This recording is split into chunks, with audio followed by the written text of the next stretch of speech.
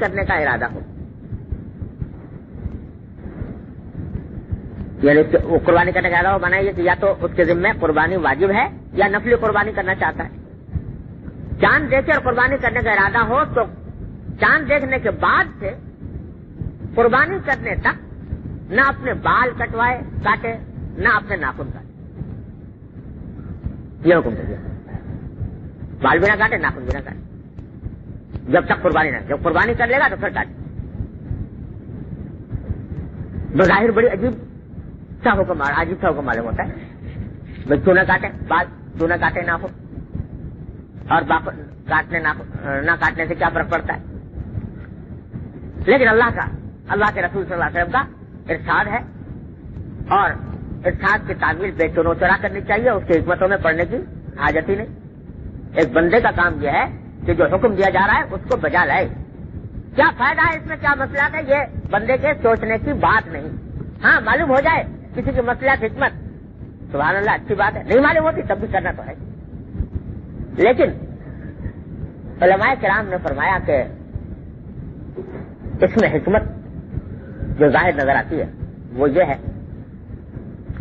کہ یہ بھی درحقیقت بندوں کو نوازنے کا ایک بہانہ ہے،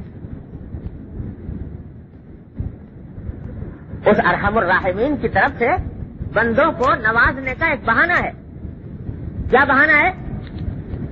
کیا آپ کو پتا ہے کہ اس وقت یہ زمانہ وہ ہے جس میں اللہ کے نیک بندے قافلہ در قافلہ، کارواں در کارواں، جوگ در جوگ اس وقت بیت اللہ کی طرف رخ کر رہے ہیں۔ بیت اللہ اگر کوئی اوپر سے کھڑا ہو کے دیکھے تو پتا چلے کہ بیت اللہ کا معلوم ہوتا ہے ایک مقناطیس ہے جو چاروں طرف سے انسانوں کو کھینچ رہا ہے۔ اس وقت جا کے منظر دیکھو وہاں کہ وہ مقناطیس بیت اللہ کا چاروں طرف سے انسانوں کو کھینچ رہا ہے۔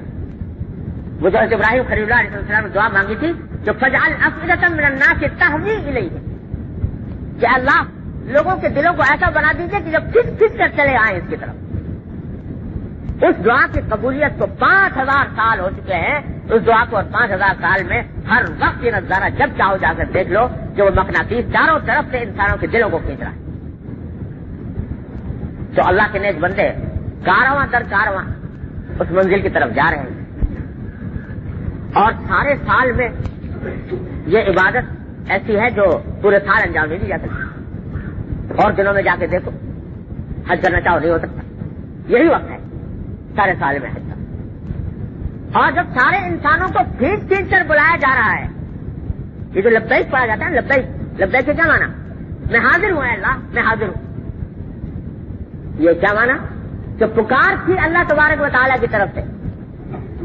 حضرت ابراہیم خلیل اللہ علیہ السلام کی معرفت اللہ تعالیٰ نے دعوت دی تھی، عام منادی چلائی تھی کہ آؤ اور میرے بیت اللہ کا حج کرو۔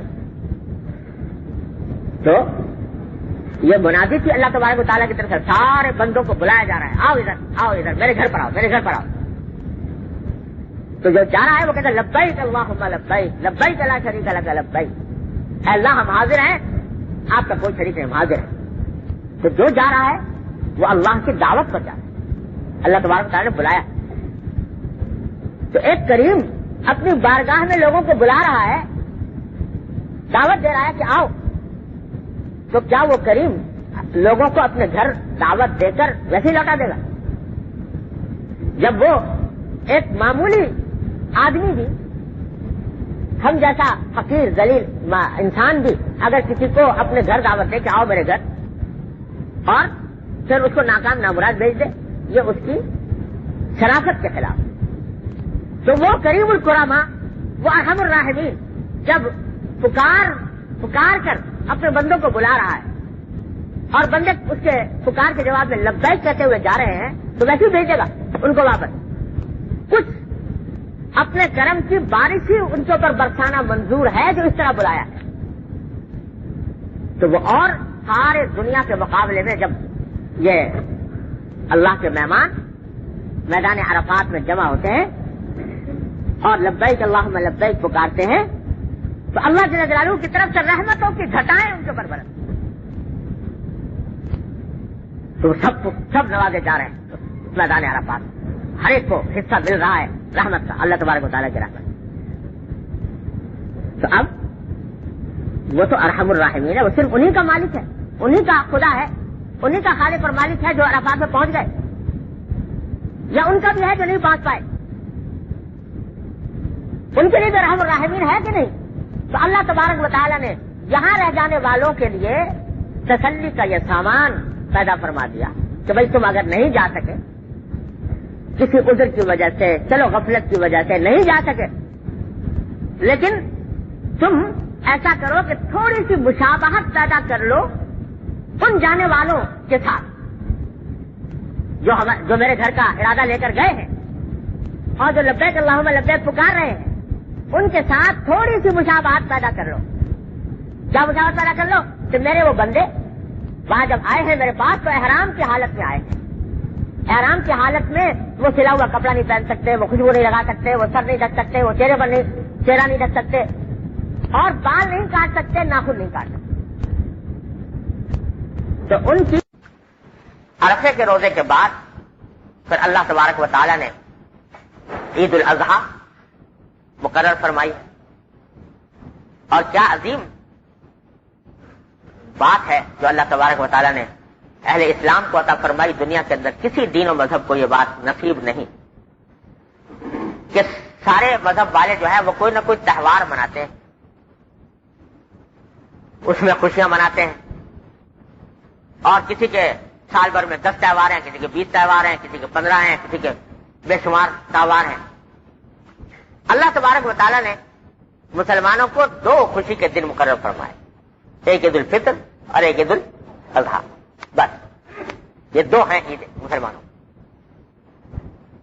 اور ان 2 عیدوں میں بھی امتیاز یہ ہے کہ اور سارے مذہب والے جو عیدیں مناتے ہیں وہ اپنے کسی ماضی کے واقعے کی یادگار میں مناتے۔ عیسائی ہیں وہ کرسمس مناتے ہیں، کسے مناتے ہیں؟ کہ ان کے خیال کے مطابق، حالانکہ خیال غلط ہے، ان کے خیال کے مطابق 25 دسمبر کو عیسیٰ علیہ السلام دنیا میں تشریف لائے تھے، پیدائش ان کی 25 دسمبر کو ہوئی تھی، حالانکہ غلط ہے یہ بات، ثابت نہیں، لیکن ان کا خیال یہ ہے کہ 25 دسمبر کو ولادت ہوئی، تو وہ حضرت عیسیٰ علیہ السلام کی تشریف آوری کی خوشی میں 25 دسمبر کو کرسمس منا رہے۔ یہودی ہیں، موسیٰ علیہ السلام کو فرعون سے نجات ملی تھی فلاں تاریخ میں، تو اس دن وہ اپنی فلاں عید مناتے ہیں۔ تو پچھلے ماضی کے واقعات ہیں جن کی یادگار میں عیدیں انہوں نے مقرر کی ہوئی۔ اب اگر اسلام کو دیکھو، اسلام کی تاریخ میں، تو اس میں کچھ خوشی کے واقعات کم ہیں تاریخ اسلام میں۔ نبی کریم سرورت عالم صلی اللہ علیہ وسلم کا دنیا میں تشریف لانا جس دن ہوا، اس سے بڑا عظیم دن کوئی ہو سکتا ہے؟ اس سے بڑا عظیم الشان واقعہ کائنات کی تاریخ میں کوئی اور نہیں۔ جس دن آپ تشریف لائے، جس دن آپ ہجرت کو تشریف لے گئے، جس دن میدان بدر میں آپ نے کفار کی کمر توڑی، جس دن مکہ مکرمہ فتح فرمایا، یہ سارے ایام ایسے ہیں کہ اسلامی تاریخ میں جگمگاتے ہوئے دن۔ لیکن جب عیدیں بنانے کا وقت آیا تو ان میں سے اللہ تعالیٰ نے کسی دن کو بھی عید نہیں بنایا۔ حضور کی ولادت کے دن کو نہیں بنایا، ہجرت کے دن کو نہیں بنایا، بدر کے دن کو نہیں بنایا، فتح مکہ کے دن کو نہیں بنایا۔ 2 عیدیں جو مقرر کی وہ کب؟ ایسے موقع پر مقرر کی دونوں عیدیں جبکہ مسلمان اس مہینے میں یا اس وقت میں کسی نہ کسی عظیم الشان عبادت کی تکمیل کرتے ہیں۔ عید الفطر کب ہے؟ رمضان مبارک کے متصل بعد ہے کہ نہیں؟ کہ رمضان کا مہینہ تم نے اے بندو میرے بندو عبادت کر کے گزارا، روزے رکھے، تراویح پڑھی، تلاوت کی، تو اس کی تکمیل پر تمہیں اب خوشی منانے کا حق حاصل ہے کہ تم نے اللہ تبارک و تعالیٰ کے حکم کی تعمیل میں یہ مہینہ گزار دیا، خوشی مناؤ عید الفطر۔ تو ایک عظیم الشان عبادت کی تکمیل ہو رہی ہے فوراً عید الفطر۔ اور عید الاضحیٰ کب رکھی گئی؟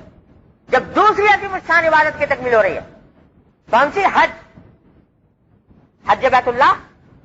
حج جو ہے وہ عرفے کے دن اس کا عظیم ترین رکن جو ہے وقوف عرفہ وہ 9 تاریخ کو ہوتا ہے، اور 9 تاریخ کے بعد سب سے بڑا رکن ادا کر کے 10ویں تاریخ آ رہی ہے۔ تو دوسری عظیم الشان عبادت کی تکمیل ہوئی، اور تم میں سے ایک جماعت نے اس عظیم الشان عبادت کی تکمیل میں حصہ لیا اور فرض کفایہ ادا کیا ایک طرح سے ساری امت کی طرف سے.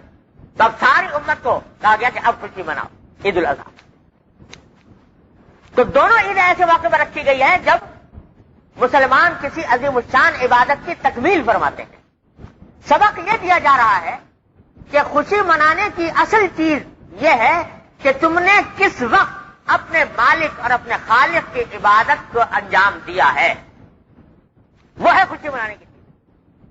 تمہارے آباء و اجداد نے کس وقت کیا کارنامہ انجام دیا تھا، وہ در حقیقت تمہارے خوشی منانے کی اس لحاظ سے بات نہیں کہ وہ تو ان کے نامہ اعمال میں گیا، انہوں نے اپنی زندگی اس کے لیے آخرت اس کے ذریعے بنائی، اور تم زیادہ ان اپنے اسلاف کے اوپر فخر کر سکتے ہو، لیکن اپنی خوشی منانے کے لیے تمہیں خود اپنے عمل کو دیکھنا چاہیے کہ ہم کتنے عمل کر رہے ہیں. مجھے اقبال نے کہا کہ تھے تو آبا وہ تمہارے ہی مگر تم کیا ہو، تھے تو آبا وہ تمہارے ہی مگر تم کیا ہو، ہاتھ پر ہاتھ دھرے منتظر فردا. تو اگر ماضی قومیں اگر ماضی کے تصورات میں گم رہے